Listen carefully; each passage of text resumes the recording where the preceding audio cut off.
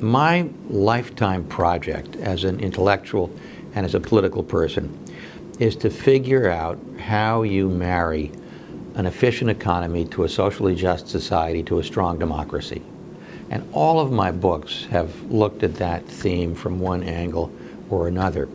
This particular book looks at the impact of globalization as it's currently defined on social justice, meaning a decent distribution of income, a decent distribution of life chances, and on democracy itself.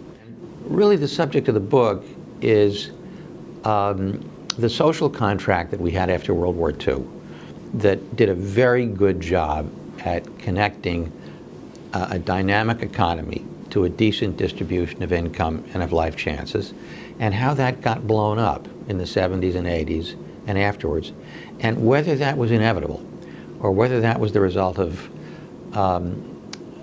financial elites who had been very usefully repressed after the Great Depression, getting the usual control that capitalists have in a capitalist society back, and using that control to turn back the clock to a kind of a pre-New Deal society, and the role of globalization in that reversal. Because the thing about globalization is that it weakens the nation state.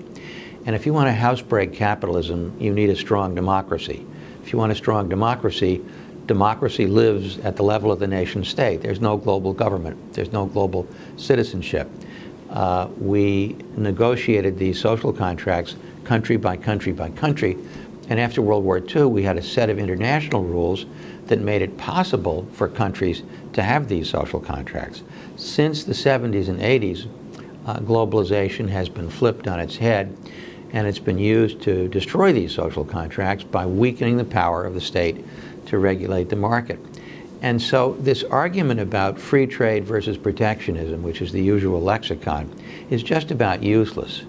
The real argument is, what are the ground rules of globalization?